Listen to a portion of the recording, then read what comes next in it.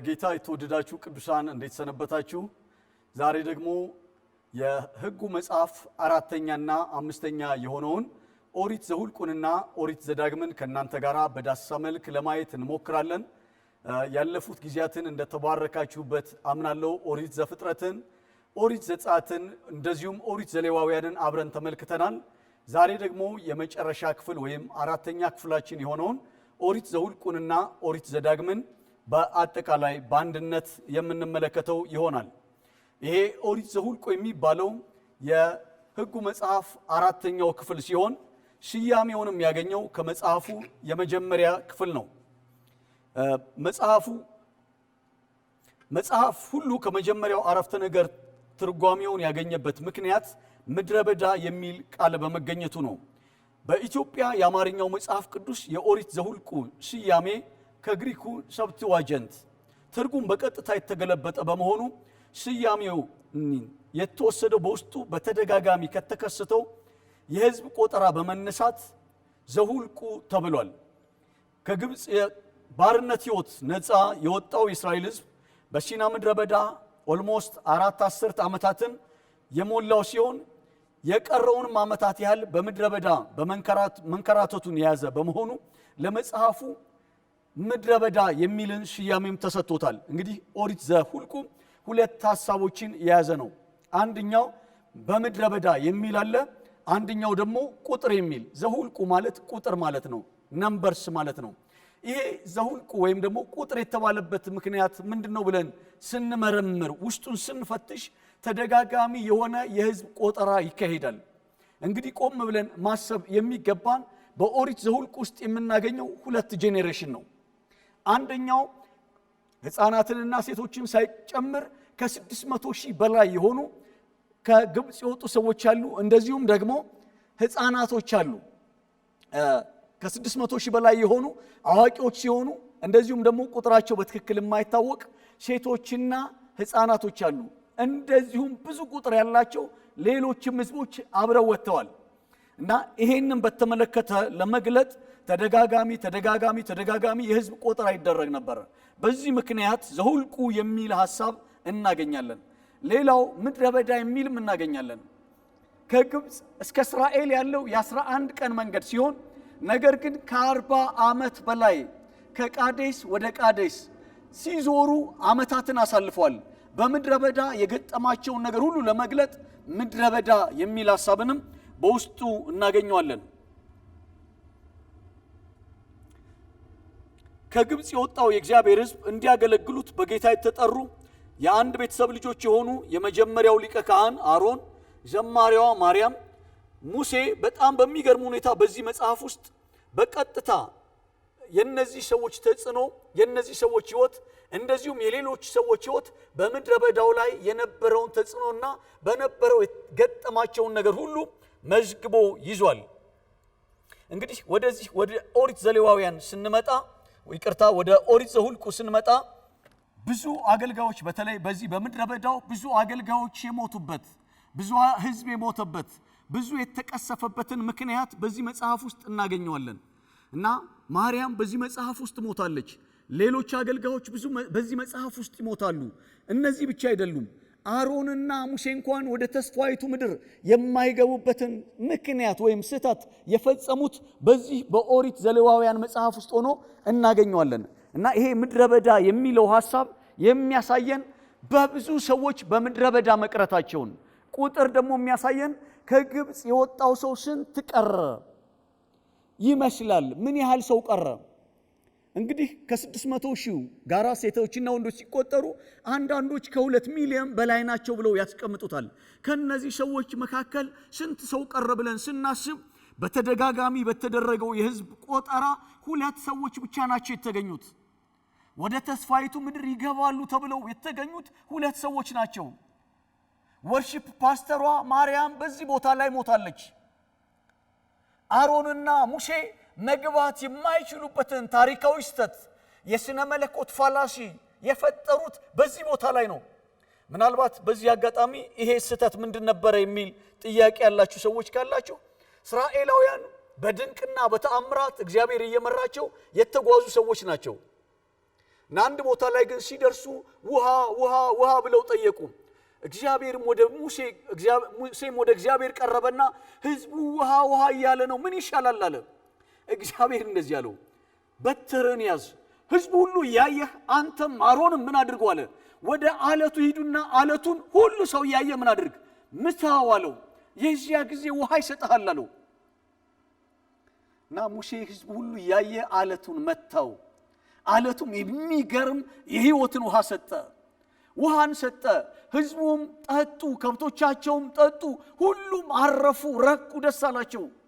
ሙሴና አሮንም ተደስተው እግዚአብሔር ይመስገን ሃሌሉያ አሉ። ወደ ማደሪያው ድንኳን ሄደው እግዚአብሔርን አመሰገኑ። ከብዙ ጊዜ በኋላ በሌላ ቦታ ላይ እነዚሁ ሕዝቦች መጡና እንደዚህ አሉ፣ ውሃ አሉ። ሙሴም ወደ እግዚአብሔር ጸለየ፣ ከአሮን ጋር ወደ እግዚአብሔር ቀረበ፣ እግዚአብሔርን ጠየቁ። እግዚአብሔር እንደዚህ አላቸው፣ ሕዝብ ሁሉ ያየ ለአለቱ ተናገር አለው። አለቱን ስትናገረው አለቱ ምን ይሰጥሃል? ውሃን ይሰጥሃል አለው። በትክክል ሰምቷል። ለአለቱ ተናገር፣ አለቱ ግን ምን ይሰጥሃል? ውሃን ይሰጥሃልና ለአለቱ ተናገር አለው። ሙሴም ሕዝቡን ሁሉ ሰብስቦ በሕዝቡ ሁሉ ፊት እናንተ አመፀኞች እስከ መቼ ድረስ በእግዚአብሔር ላይ ታምጻላችሁ? ዛሬም እንደስከ ወትሮ ሁሉ ውሃን ትጠጣላችኋልና በትሩን ይዞ ወስዶ አለቱን 2 ጊዜ መታው። አለቱን ጀለጠው፣ ውሃ ሰጣቸው። ሕዝቡ ጠጡ። የሕዝቡ ጥያቄ ተመለሰ። እግዚአብሔር ግን እንደዚህ ያለ፣ ሙሴና አሮን ወደ ቢሮ ነው አለ፣ ወደ ማደሪያው ድንኳን ኑ። ከዚያም ወደ ማደሪያው ድንኳን ሲመጡ እንደዚህ አላቸው፣ በሕዝቡ ፊት አልቀደሳችሁኝምና አንተም ወንድምህም ወደ ተስፋይቱ ምድር ምን አታደርጉም? አትገቡም አለው እግዚአብሔር። እንግዲህ ስለኛ ጥማት፣ ለኛ እርካታ ሲባል፣ ለኛ ፈውስ ሲባል፣ ለሕዝብ ፈውስ ሲባል አለቱ አንድ ጊዜ ይመታል። አለቱ በሕጉ ምክንያት አንድ ጊዜ ይሰቀላል፣ አንድ ጊዜ ይቆስላል። ከዚያ በኋላ ግን በረከታችን፣ ፈውሳችን አለቱ ለአለቱ በመናገር ነው፣ ወደ አለቱ በመጸለይ ነው። ናይጄሪያውያን አንድ ፕሮግራም አላቸው፣ ስፒክ ቱ ዘ ሮክ ይላሉ። ለአለቱ እንናገራለን። አለቱ የሚያስፈልገንን ሁሉ ምን ያደርጋል? ያቀርብልናል። በዚህ ምክንያት ሙሴና አሮን ብዙ ሕዝብ ሁሉ የሞተበትን ነገሮች ተከሰቱ። በዚህ በኦሪት ዘሌዋውያን ውስጥ ወይም በዚህ በኦሪት ዘሁልቁ መጽሐፍ ውስጥ ያለውን ነገር ሁሉ ተመልክተን ከመጀመሪያ እስከ መጨረሻ አንድ ጥያቄ እናነሳለን። የኦሪት ዘሁልቁን መጽሐፍ የጻፈው ማን ነው? ኦሪት ዘሁልቁን ማን ነው የጻፈው? የተለያዩ ሰዎች የተለያየ ሐሳብ ሊያቀርቡ ይችላሉ፣ መጽሐፉን ሊመረምሩ ይችላሉ። እና መጽሐፉ ግን እንደዚህ ይላል፣ እግዚአብሔርም ለሙሴ እንዲህ ብሎ ተናገረው። ልክ ዘሌዋውያን ላይ እንዳለው ማለት ነው። ዘሌዋውያን ላይ ከ58 ጊዜ በላይ እንደመሰከረለት አሁንም ደግሞ መጽሐፉ ከ41 ጊዜ በላይ ለሙሴ እንዲህ ብሎ ተናገረው በማለት ይነግረናል። የመጀመሪያው ይሄ እግዚአብሔር ራሱ ለሙሴ ተናገረው የሚለውን ቃል አንድ ምስክር ሆኖ እናገኘዋለን። መጽሐፉ ስለ እግዚአብሔር ስለ ሙሴ ጸሐፊነት መመስከሩ። በሁለተኛ ደረጃ በዘሁልቁ መጽሐፍ ውስጥ በመገናኛው ድንኳን ለእግዚአብሔር መገለጥና አገልግሎት የመጀመሪያው ሰው በመሆኑ የእስራኤል ልጆች ጉዞ ከሙሴና ከአሮን እጅ በታች በመሆኑ ሌላ ሰው ጽፎታል ተብሎ አይታሰብም። በተጨማሪም ከጥንት ዘመን ጀምሮ የነበሩ የአይሁድ ራባዮችም ሆኑ የአዲስ ኪዳን መጽሐፍት የኦሪት ዘሁልቁን ጸሐፊን አስመልክቶ የሚሰጡት ኮንክሉዥን የሚሰጡት ምስክርነት የኦሪት ዘሁልቁ ጸሐፊ ነቢዩ ሙሴ ነው በሚል ነው። እንግዲህ በውስጡ ዋነኛ ተዋናይ ብቻ ሳይሆን ክፍሉም ላይ የዓይን ምስክር ስለነበረ ለድርጊቶች ለክንውኖች መቅሰፍቱ ሲመጣ ምህረት ሲመጣ ማስተሰረይ ሲመጣ ዋነኛ ተዋናይ ስለነበረ የዓይን ምስክር ስለነበረ ከሙሴ በላይ ይሄንን ጠንቅቆ የሚያውቅ ሰው አለ ተብሎ አይታሰብም። ስለዚህ ኦሪት ዘሁልቁን አስመልክተን ስንነጋገር ማን ነው የጻፈው ሲባል የመጽሐፉ ጸሐፊነት ድርሻ ለነብዩ ሙሴ ሆኖ እንደጻፈው እንገምታለን። ኦሪት ዘሁልቁ የተጻፈው ለማን ነው? ኦሪት ዘሁልቁ ለማን ነው የተጻፈው? እንግዲህ ኦሪት ዘሁልቁን ወደ ውስጥ ገባ ብለን ስናጠና ወይም ክፍሉን በአጠቃላይ ስንመለከት ከግብጽ የወጣው ህዝብ ከ600,000 ወይም ወደ 2 ሚሊዮን የሚደርስ ህዝብ በሙሉ በምድረ በዳ ቀርቷል። የቀሩት 2 አዛውንቶች ብቻ ናቸው። ኢያሱና ካሌብ ብቻ ናቸው የቀሩት።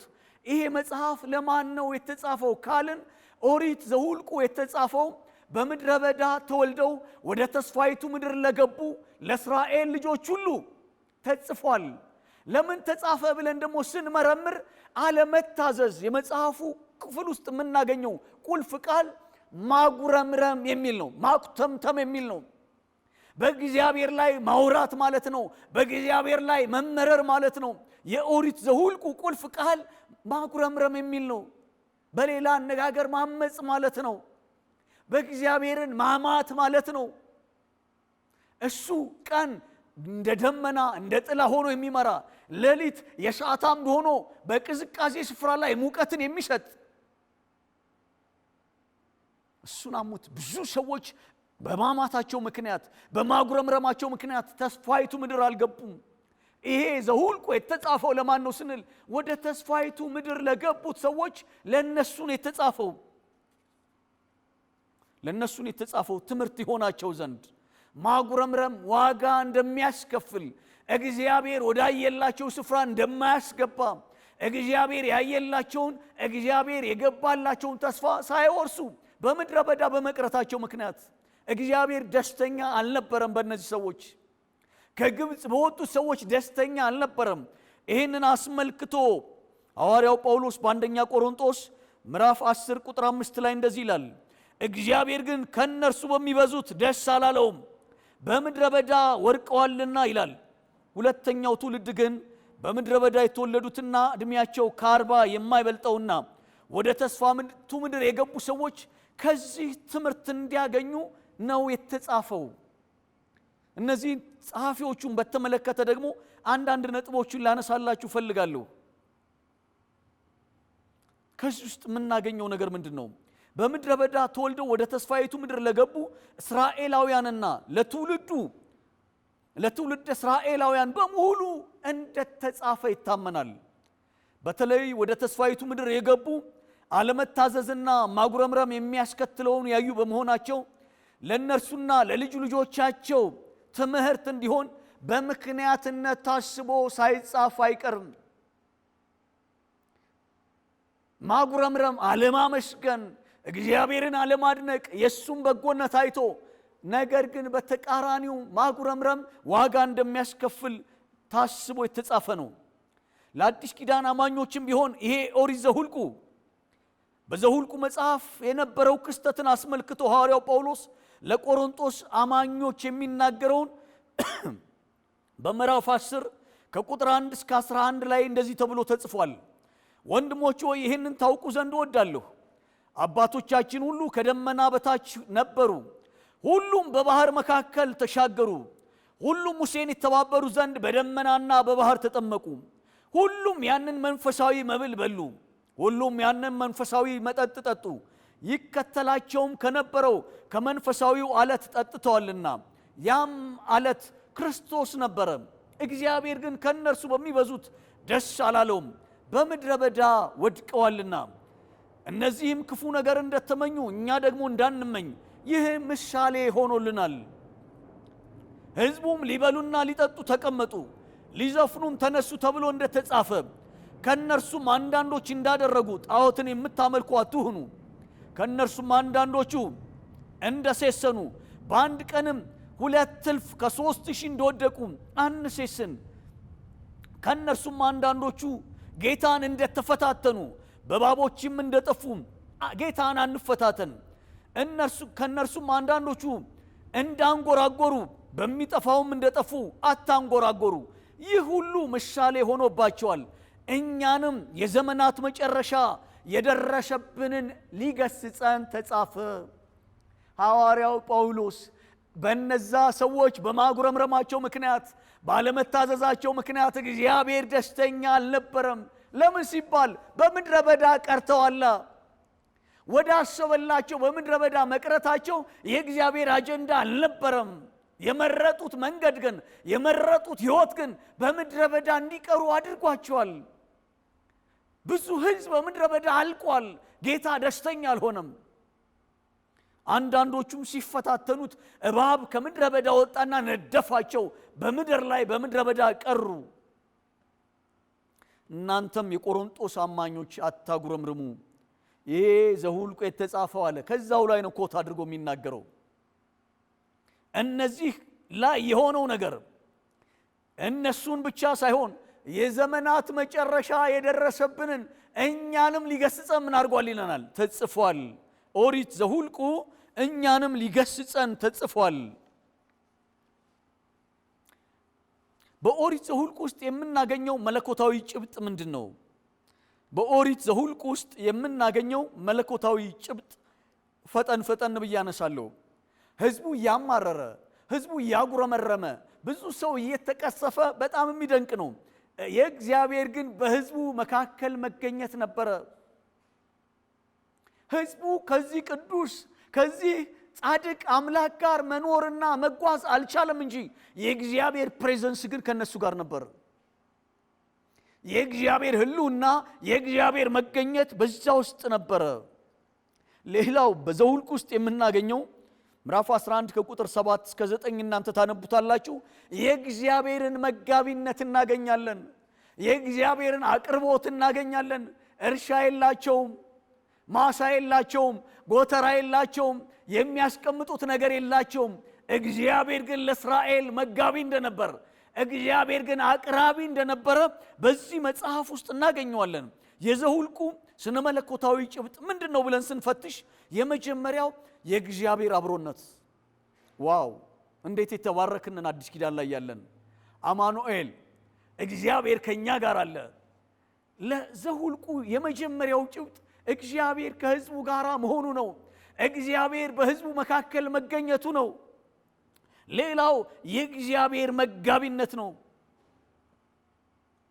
በኦሪት ዘሁልቁ መጽሐፍ ውስጥ ከግብፅ የወጣው ህዝብ ባለመታዘዝና በማጉረምረም ምክንያት በበረሃ መንከራተቱ እየበዛ ወደ ተስፋይቱ ምድር የመግባቱም ተስፋ እየራቀ በሄደ ጊዜ እንኳን ለስጋቸው የሚያስፈልገውን ሰብል ስላልዘሩና ስላላጨዱ በመንገድ ላይ በመሆናቸው ጌታ የመላእክት ምግብ የሆነውን መና ከሰማይ በማዝነብ ይመግባቸው ነበረ። መናው እንደ ድንብላል ዘር ነበረ፣ መልኩም ሙጫ ይመስል ነበረ። ህዝቡም እየዞሩ ይለቅሙ ነበር። በወፍጮ የሚፈጩት ወይም በሙቀጫ ይወቅጡት፣ በምንቸት የሚቀቅሉት ነበር። እንጎቻ የሚያደርጉት ነበር። ጣሙም በዘይት እንደተለወሰ እንጎቻ ነበር። ሌሊትም ጠል በሰፈሩ ላይ በወረደ ጊዜ መናው በላዩ ላይ ይወርድ ነበር። በጣም የሚደንቅ አቅርቦት ነው። እግዚአብሔር እርሻ ባይኖራቸው፣ ምንም አይነት ምርት ባይኖራቸው፣ እግዚአብሔር ግን ከሰማይ ያወርድ ነበር። በዮሐንስ ወንጌል ምዕራፍ 6 ላይ ኢየሱስን ሰዎች ፈለጉት፣ እዚህ ፈለጉት አጡት፣ እዛ ፈለጉት አጡት፣ እዛ ፈለጉት። መጨረሻ ላይ ምን ነው አደከምከን? እኛ ፕሮግራም ልንካፈል አንተን ፈልገን ስንመጣ የለህም አሉት። ለሚጠፋ መብል አትስሩ፣ ለማይጠፋ መብል ስሩ። እሱንም እግዚአብሔር አብ ምን አድርጎታል? አትሞታል። ምን ምልክት ትሰጠናለህ አሉት። ሙሴ እኮ በምድረ በዳ መና አውርዷል አሉት። ኢየሱስ ግን እንደዚህ አላቸው፣ መናን የሰጣችሁ ሙሴ አይደለም። እውነቱን እንነጋገር ካልን መናውን የሰጣችሁ አባቴ ነው። ያንን መና የበሉ ሁሉ ምን አድርገዋል? በምድረ በዳ ሞተዋል፣ በምድረ በዳ ቀርተዋል። አሁን ግን ሰው በልቶት በህይወት እንዲኖር ከሰማይ የወረደ እንጀራ ማን ነው አለ? እኔ ነኝ። ወደ እኔ የመጣ ሁሉ ከቶ አይራብም፣ ወደ እኔ የመጣም ሁሉ ከቶ አይጠማም፣ ወደ እኔ የመጣ ሁሉ ከቶ አይጠፋም አለ። እግዚአብሔር አቅርቦታል። ሰው በህይወት በልቶት እንዲኖር ከእግዚአብሔር ዘንድ የተሰጠ ሕያው እንጀራ ኢየሱስ ነው። እግዚአብሔር ከኛ ጋር አለ። በዘሁልቁ መጽሐፍ ውስጥ እግዚአብሔር በህዝቡ መካከል እንዳለ፣ አዲስ ኪዳን ላይማ በጣም በሚደንቅ ሁኔታ እግዚአብሔር ከኛ ጋር አለ። በዘሁልቁ መጽሐፍ ላይ እግዚአብሔር መናን እንዳወረደ፣ አዎ ዛሬ መና አይወርድም፣ ነገር ግን ከሰማይ የወረደውን ክርስቶስን ለበላን እግዚአብሔር አቅርቦታችን ነው። ብዙ ምስክርነቶችን ልነግራችሁ ይችል ነበር፣ ግን ጊዜ የለንም። እግዚአብሔር አቅርቦታችን ነው። መኖሪያችን ሌላ ሳይሆን መኖሪያችን እግዚአብሔር ራሱ ነው። ሌላው በዚህ በዘኍልቍ ውስጥ የምናገኘው ጭብጥ አለመታዘዝና ማጉረምረም ዋጋ እንደሚያስከፍል ነው። ወደ ታየላቸው ነገር እንዳይገቡ አድርጓቸዋል። በማጉረምረማችን ምክንያት የምናገኘው ነገር የለም። በማማረራችን ምክንያት የምናገኘው ነገር የለም። እስራኤል በማጉረምረሙ፣ እስራኤል በማዘኑ፣ እስራኤል በማውራቱ በምድረ በዳ ነው የቀረው። እግዚአብሔር ወዳየለት ከፍታ አልደረሰም። አዲስ ኪዳን ደርሰናል። የሚያጉረመርሙ ሰዎች የገቡበትን ኪዳን አለማወቅ ነው። የተቀበሉትን ሕይወት አለማወቅ ነው፣ አለመረዳት ነው። ይሄ ማለቴ ክርስቲያኖች ተግዳሮት የለብንም እያልኩ አይደለም። የገባንበት ከፍታ ግን የገባንበት ኪዳን ግን ከገጠመን ከየትኛውም ቻሌንጅ ከየትኛውም ተግዳሮት በላይ ነው። ክብር ለእግዚአብሔር ይሁን።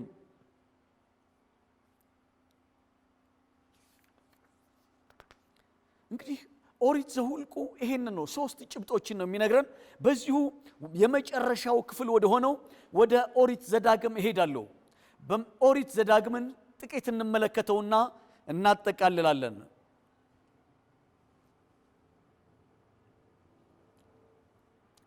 በመጀመሪያ ኦሪት ዘዳግም የሚለው ስያሜ የሕጉን በድጋሚ መነገር ለመግለጥ ስራ ላይ የዋለ ቃል ሲሆን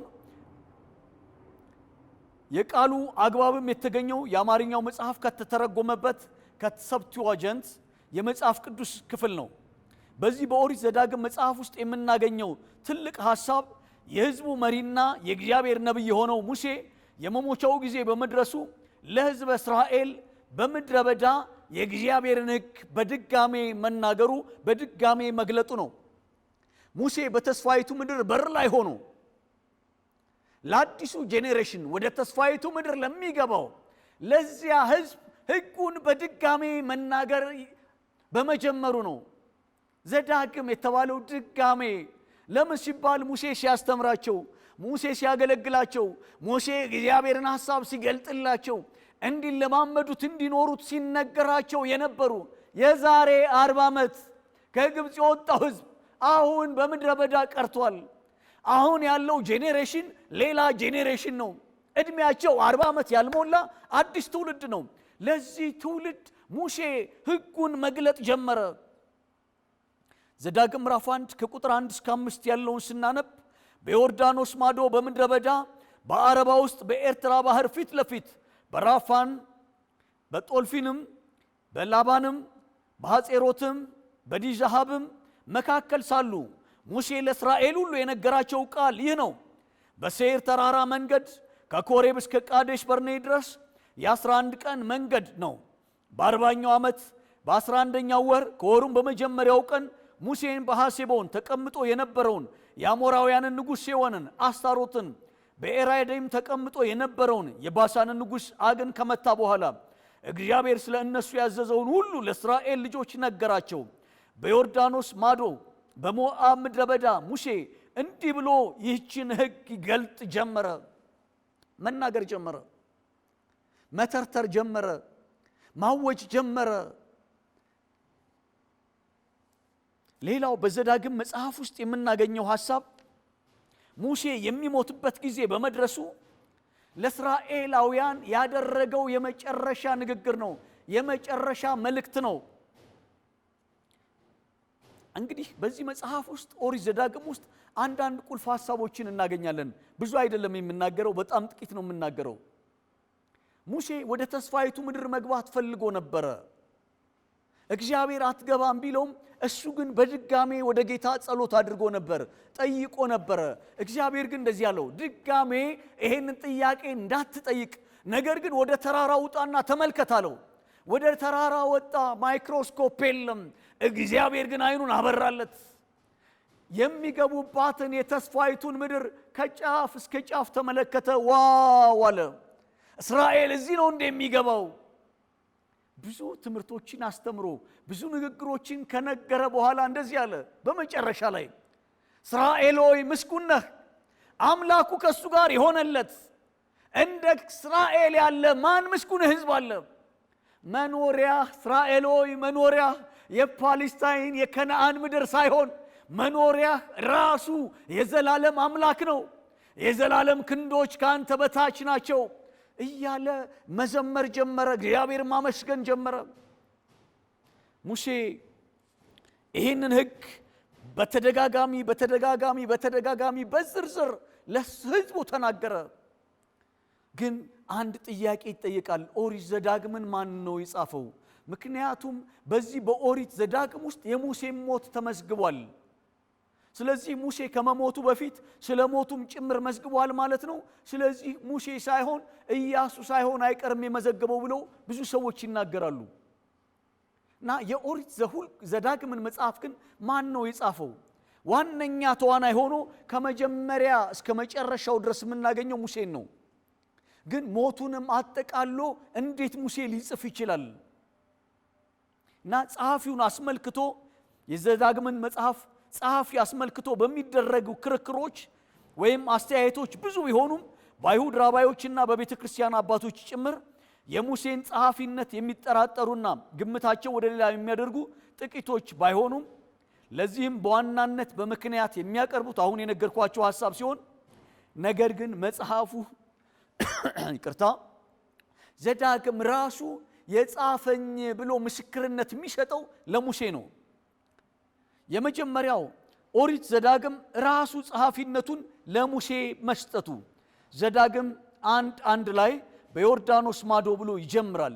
ሙሴ ይህን ሕግ መተርተር ጀመረ፣ ይህን መናገር ጀመረ ብሎ ይነግረናል። እንደዚሁም በዘዳግም ምዕራፍ 29 ቁጥር 1 ላይ እግዚአብሔርም በኮሬብ ካደረገው ቃል ኪዳን ሌላ በሞዓብ ምድር ከእስራኤል ልጆች ጋር ያደርገው ዘንድ ሙሴን ያዘዘው የቃል ኪዳኑ ሕጎች እነዚህ ናቸው ይለናል። ስለዚህ የኦሪት ዘዳግም ጸሐፊ ማን ነው ይለናል? ራሱ ሙሴ ነው ብሎ ይነግረናል። ሌላው በሙሴ ምትክ ሊደርሺፑን የተረከበው ኢያሱ የሚሰጠው ምስክርነት ነው። የነነዌ ልጅ ኢያሱ ስለ ዘዳግም ጸሐፊነት ሲናገር ሙሴ ነው የጻፈው ብሎ ይመሰክራል። ኢያሱ ምዕራፍ 7 ቁጥር 8 ስናነብ እንደዚህ የሚል ቃል እናገኛለን። ነገር ግን ጽና፣ እጅግም በርታ፣ ባሪያዬ ሙሴ የሚያዘዘህን ሕግ ሁሉ ጠብቅ አድርገውም፣ በምትሄድበት ሁሉ እንዲከናወንልህ ወደ ግራም ወደ ቀኝም አትበል። የዚህ ሕግ መጽሐፍም ከአፍህ አይለይ፣ ነገር ግን የተጻፈበትን ሁሉ ትጠብቅና ታደርግ ዘንድ በቀንም በሌሊትም አስበው፣ የዚያን ጊዜ መንገድህ ይከናወንልሃል። ይህንን ቃል እግዚአብሔር ሲናገረው ኮት ያደረገው መጽሐፍ የተጻፈ መጽሐፍ እንደነበር ያመለክታል። ጸሐፊነቱን ደግሞ የሚሰጠው ለማን ነው? ለሙሴ ነው። ሌላው በመጨረሻ የዘዳግምን መጽሐፍ አስመልክቶ ጌታ ኢየሱስ ክርስቶስ ሲጠቅስ ጸሐፊው ሙሴ መሆኑን አስረግጧል። ማቴዎስ ምዕራፍ 19 ከቁጥር 7 እስከ 8 ያለውን እናንተ እንድታነቡት ተዋለው። የዘዳግም መጽሐፍ የተጻፈው መቼ ነው? ኦሪት ዘዳግም የተጻፈው መቼ ነው? እና መጽሐፍቶቹ በአጠቃላይ በጣም በተቀራራቢ ጊዜ የተጻፉ ናቸው።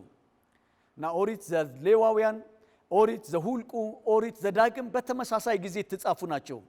ሁል ጊዜ ወይም በተደጋጋሚ እንደተናገርኩት በ1445 ወይም በ1440 ከግብፅ የወጣው ሕዝብ የፈጀበት ጊዜ 40 ዓመት ነው። ይሄ መጽሐፍ ደግሞ የተጻፈው በእነዚህ የ40 ዓመት መጨረሻ ላይ በመሆኑ መጽሐፉ ተጽፏል ተብሎ የሚታመነው 1400 ወይም 1405 ዓመት ዓለም አካባቢ እንደተጻፈ ይገመታል። የኦሪት ዘዳግም የተጻፈው ለማን ነው? ኦሪት ዘዳግም የተጻፈው ለማን ነው? የኦሪት ዘዳግም መጽሐፍ በቀጥታ የተጻፈው በምድረ በዳ ተወልደው ወደ ተስፋይቱ ምድር ለገቡ የእስራኤል ልጆች ሲሆን የአባቶቻቸውን አምላክ እግዚአብሔርን በምድረ በዳ ሳሉ ከወላጆቻቸው ጋር ያደረገውን ቃል ኪዳንና ሕጉን ስርዓቱን እንዲያውቁ ታስቦ ሕጉ ተተረከላቸው። እንዲሁም ምን ተደረገላቸው? ተጻፈላቸው። ሕጉን ሙሴ አነበበላቸው፣ አስተማራቸው። አንዳንድ የሥነ መለኮት ምሁራን እንደውም ዘዳግም ይላሉ። የአስርቱ ትእዛዝ ማብራሪያ ነው። የአስርቱ ትእዛዝ የተብራራበት የተገለጠበት መጽሐፍ ነው። የተጻፈው ደግሞ ለማን ነው? በምድረ በዳ ከአባቶቻቸው ጋር ኪዳን ላደረገ፣ ነገር ግን አባቶቻቸው ወላጆቻቸው በምድረ በዳ ቀርተው እነሱ ወደ ተስፋይቱ ምድር ለገቡ ለእስራኤል ልጆች የተጻፈ ነው። ለእስራኤል ልጆች ተስፋይቱ ምድር ለገቡ ብቻ አይደለም፣ ከዚያም በኋላ በዘመናት መካከል ለነበሩ አይሁዳውያን ሁሉ የተጻፈ መጽሐፍ ነው። የኦሪት ዘዳግም ቁልፉ ቃል ምን እንደሆነ መጀመሪያ ማብራራት ፈልጋለሁ። ብትሰማ ብታደርግ፣ ብትሰማ ብታደርግ ይሄ ይሆንልሃል፣ ይሄ ይከተልሃል፣ ይሄ ይሆንልሃል። ባትሰማ ባታደርግ ይሄ ይመጣብሃል። እና የኦሪት ዘዳግም ቁልፉ ቃል ይሄ ነው። የኦሪት ዘዳግም ቁልፉ ጥቅስ ምንድነው? ለአምላክህ ለእግዚአብሔር አንተ ቅዱስ ሕዝብ ነህና በምድር ፊት ከሚኖሩ አሕዛብ ሁሉ ይልቅ ለእርሱ ለራሱ ሕዝብ ትሆንለት ዘንድ አምላክህ እግዚአብሔር መረጠህ። እግዚአብሔር የወደደውና የመረጣቸው ከአሕዛብ ሁሉ በቁጥር ስለበዛችሁ አይደለም። እናንተ ከሕዝብ ሁሉ በቁጥር ጥቂት ነበራችሁ። ነገር ግን እግዚአብሔር ስለወደዳችሁ ለአባቶቻቸውም የማለላቸውን መሐላ ስለጠበቀ፣ ስለዚህ እግዚአብሔር በጽኑ እጅ አወጣችሁ፣ ከባርነትም ቤት ከግብፅም ንጉሥ ከፈርዖን እጅ አዳናችሁ። ምክንያቱ እግዚአብሔር ስለወደዳችሁ ብቻ ነው። ከእናንተ የሆነ ነገር የለም። አባቶቻችሁን ወደደ፣ እናንተን ወደደ። የተመረጣችሁት ከእግዚአብሔር በጎነት ብቻ የተነሳ ነው። በቁጥር ጥቂት ስለሆናችሁ አይደለም። እግዚአብሔር ግን ወደደ።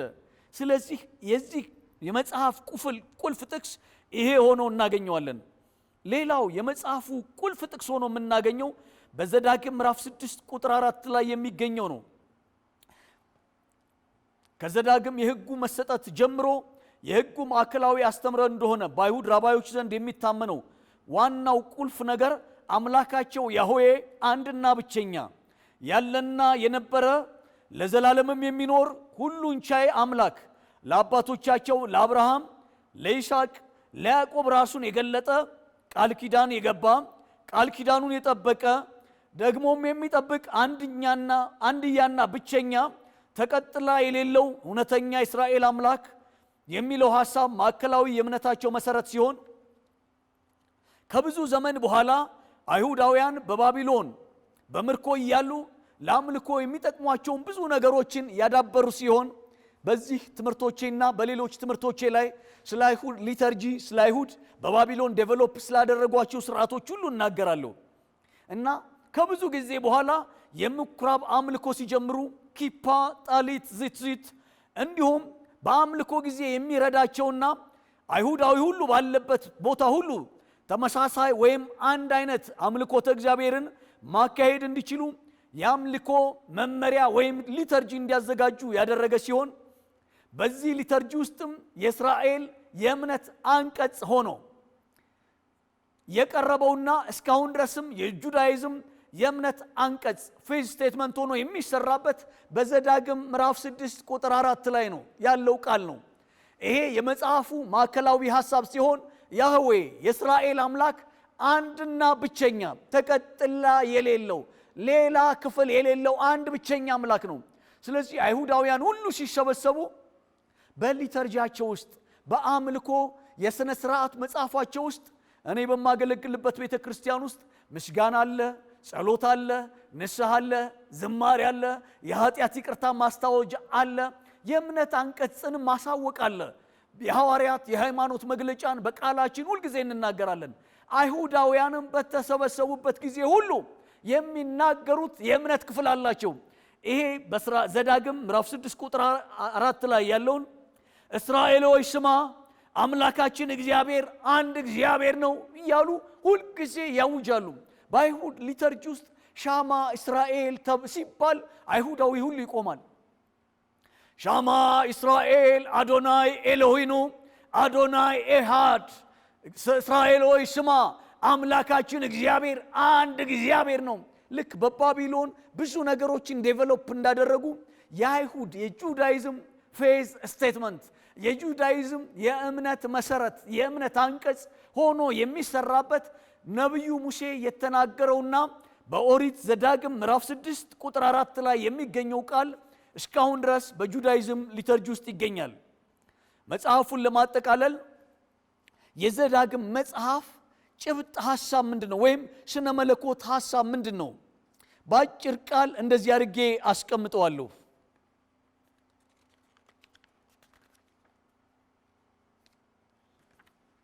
የኦሪት ዘዳግም መጽሐፍ ጭብጡ ምንድነው ሲባል የእግዚአብሔር ፍጹም ፍቅርና ፍጹም ታማኝነት ለእስራኤል።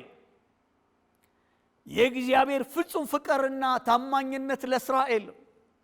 እስራኤል ያየውን ታምራት፣ እስራኤል ያየውን ክብር፣ እግዚአብሔር ለእስራኤል ያደረገውን መገለጥ ስንመለከት እግዚአብሔር ከእስራኤል ጋር የተጓዘበትን፣ እስራኤል ሲያምጽ እግዚአብሔር ሲቀጣ፣ እስራኤል ሲመለስ እግዚአብሔር ሲባርክ ብዙ ውጣ ውረዶችን አይተዋል። የእግዚአብሔርን ታምራት አይተዋል። የእግዚአብሔርን ክብር አይተዋል። የእግዚአብሔርን እጅ አይተዋል። ነገር ግን ምንም እንኳን በምድረ በዳ ቢያስቸግሩም፣ በምድረ በዳም እየተቆዘበዙ በአጥፊው ቢጠፉም መጽሐፍ ግን እንደዚህ ይላል፣ እግዚአብሔር ለእስራኤል ከገባው መልካሙ የተስፋ ቃል ሁሉንም ፈጸመላቸው እንጂ አንድም አላስቀረም ነው የሚለው። ዘዳግም ውስጥ የምናገኘው የእግዚአብሔርን ፍጹም ፍቅር፣ የእግዚአብሔርን ታማኝነት፣ ከአብርሃም ጋር ያደረገውን ኪዳን፣ ከይስሐቅ ጋር ያደረገውን ኪዳን፣ ከያዕቆብ ጋር ያደረገውን ኪዳን፣ ከእስራኤል ፓትርያርኮች ጋር፣ ከእስራኤል አባቶች ጋር ያደረገውን ኪዳን ነው የምንመለከተው። የእግዚአብሔርን ፍጹም ፍቅር፣ የእግዚአብሔርን ታማኝነት በእነዚህ ቅዱሳት መጽሐፍ ውስጥ እናገኛለን። እንግዲህ የኦሪት ዘዳግምን መጽሐፍ በእንደዚህ አይነት መንገድ የምናጠናው ሲሆን በመጨረሻም በዘዳግም ምዕራፍ 7 ከቁጥር 7 እስከ 11 ያለውን አነብላችኋለሁ። እግዚአብሔር የወደዳቸውና የመረጣቸው ከአሕዛብ ሁሉ በቁጥር ስለበዛችሁ አይደለም፣ እናንተም ከአሕዛብ ሁሉ በቁጥር ጥቂቶች ነበራችሁ።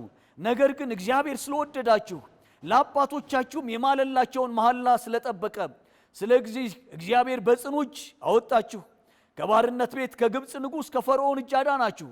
አንተም እግዚአብሔር አምላክን እርሱ አምላክ እንደሆነ ለሚወዱትም ትእዛዙንም ለሚጠብቁት ቃል ኪዳኑን ምሕረቱን እስከ 1000 ትውልድ ድረስ የሚጠብቅ የታመነ አምላክ እንደሆነ እወቅ። የሚጠሉትን ለማጥፋት በፊታቸው ብድራት ይመልስባቸዋል፣ ለሚጠላውም አይዘገይም፣ ነገር ግን በፊቱ ብድራትን ይመልስለታል። እንግዲህ ታደርጋት ዘንድ እኔ ዛሬ ለአንተ የማዘዝህን ሥርዓትና ፍርድ ጠብቅ ብሎ እግዚአብሔር ለእስራኤል ይናገራል። ስለዚህ በዚህ መጽሐፍ ውስጥ የምናገኘው ጭብጥ ይሄ ነው። በመጨረሻ መጽሐፉ ከመዘጋቱ በፊት የነቢዩ ሙሴን ሞት በማርዳት ይደመደማል። እግዚአብሔር እንደዚህ አለው፣ ወደ ተራራው ውጣ አለው፣ እኔ ወደማሳይ ቦታ ሂድ አለው። በሙሴ የቀብር ስነ ስርዓት ላይ የተገኘ ማንም ምንም አልነበረም። በእርግጥም እግዚአብሔር ጉድጓድ አስቆፍሮ ስለመቅበሩ ምንም የምናገኘው ነገር የለም። ነገር ግን እግዚአብሔር እንደዚህ ይላል፣ የእግዚአብሔር ቃል ለዚህ ብሎ ይነግረናል፣ ዓይኑ አልፈዘዘም ነበረ፣ ጉልበቱም አልደነዘዘም ነበረ። 120 ዓመት በሆነው ጊዜ ሙሴ ሞተ ይለናል። በረጅም ዓመት ያገለገላቸው ሙሴ የእግዚአብሔርን ሐሳብ በማምጣት የእግዚአብሔርን ክብር በመግለጥ ለሕዝቡ ራሱን አሳልፎ የሰጠ ለሕዝቡ የኖረ 40 ዓመት ከሕዝቡ ጋር ለኖረ ይሄ አገልጋይ ሲሞትባቸው እስራኤላውያን ለ30 ቀን አለቀሱለት፣ የማያቋርጥ ለቅሶ። በኢትዮጵያ አንድ ሰው ሲሞት፣ አንድ ዘመድ ሲሞት ለ40 ቀን ይለቀሳል፣ ወይም 40ኛው ቀን ተጠብቆ የሆነ ሴሪሞኒ ይደረጋል። ይሄ ነገር የተወሰደው ከዚህ ክፍል የተወሰደ ነገር ነው። ከዚህ ትምህርት ውስጥ የተቀዳ ነው። ሙሴ ለእስራኤል የታመነ ነበረ። ሙሴ ለእግዚአብሔር የታመነ ነበረ። እግዚአብሔር ሙሴን ሲገልጠው እንደዚህ አለ። በተለይ በዘሁልቁ መጽሐፍ ላይ እስራኤላውያን ይነሱበታል። አንተ ብቻ ነህ ወይ ፓስተር? አንተ ብቻ ነህ ወይ መሪ? አንተ ብቻ ነህ ወይ ነብይ? እግዚአብሔር በእኛስ አልተናገረም? ታናሽ ወንድማቸው ነው። ማርያምና አሮን ሙሴን አሙት። እግዚአብሔር ሰማ። ሁለታችሁም ወደ ቢሮ ነው አለ፣ ወደ መገናኛው ድንኳን ነው።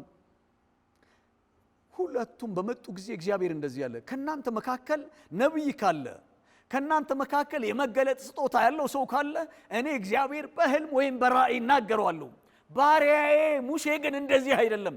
ባሪያዬ ሙሴ ሰው ከሰው ጋር እንደሚያወራ ባሪያዬ ሙሴ እንደዚህ ነው። እንዴት አልፈራችሁም? በባሪያዬ በአገልጋዬ ላይ ስትነሱ፣ አገልጋዬን ስታሙ እንዴት አልፈራችሁም? እንዴት ትምህርት አልወሰዳችሁም? ብዙ በሙሴ ላይ የተነሱ በእግዚአብሔር ላይ የተነሱ በምድረ በዳ ቀርተዋል። በእግዚአብሔር ቃል ላይ ያመጹ በምድረ በዳ ቀርተዋል። እግዚአብሔር ለወንድምና እህቱ ናቸው እንኳን ብሎ አላለፈም። የዚህ ታማኝ አገልጋይ ሙሴ ፐርሰናሊ በግል ሕይወቱ እግዚአብሔር ሲመሰክርለት የታመነ አገልጋይ ባሪያዬ ሙሴ ሞቷል አለ። የኦሪት ዘኍልቍ መጽሐፍ በመጨረሻ ሙሴ እግዚአብሔርን በማመስገን ከመሞቱ በፊት እግዚአብሔርን በማመስገን በመዘመር እስራኤልን በመባረክ መጽሐፉ ይደመድማል። የዘዳግም መጽሐፍ የእግዚአብሔርን ታማኝነት የሚነግረን ከሆነ የዘዳግም መጽሐፍ የእግዚአብሔርን ፍጹም ፍቅር የሚነግረን ከሆነ እንዴት ነው የሚነግረን? በሙሴ መገለጥ ብቻ ነው ወይ ካልን ሙሴ የእግዚአብሔርን ሐሳብ ነግሮናል።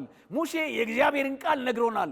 ታማኙ ኢየሱስ ግን ሙሴ አለ ዕብራውያን ሲናገር እንደ አገልጋይ እንደ ባሪያ በቤቱ ሁሉ ላይ የታመነ ነው። ኢየሱስ ግን እንደ ልጅ የታመነ ነው። የገለጠልን የእግዚአብሔርን ቃል ብቻ አይደለም፣ ራሱን እግዚአብሔርን ገለጠልን። ራሱን እግዚአብሔርን ለፍጥረት ሁሉ አወጀው፣ መሰከረው፣ ነገረው። የእግዚአብሔርን ፍጹም ፍቅር ማገለጠው ካላችሁ ከሙሴ በላይ ኢየሱስ ገለጠው። ክብር በሰማይና በምድር ለእግዚአብሔር ብቻ ይሁን። በእነዚህ በሕጉ መጽሐፍ ወይም ቶራ ወይም ፔንታቱክ ተብሎ በሚጠራው መጽሐፍ በዳሰሳ መልክ እነዚህን እውነቶችን ከናንተ ጋር ተካፍያለሁ። እግዚአብሔር በዚህ ውስጥ ብዙ እንዳስተማራችሁ፣ ብዙ የሚጠቅም ነገር እንዳገኛችሁ ተስፋ አደርጋለሁ። ጌታ እግዚአብሔር በነገር ሁሉ ያብዛችሁ፣ ያበልጽጋችሁ እያልኩ ይሄንን የሕጉ መጽሐፍ በዚህ መልክ አጠቃልላለሁ። ይሄንን ትምህርት አዘጋጅቼ ያቀረብኩላችሁ በጌታ ወንድማችሁ ቄስ ይትባረክ ነኝ። እንደዚሁም ተማሪዎች ኮርስ ማቴሪያሉን ሙሉ ተዘጋጅቶ ታገኙታላችሁ። ሻሎም።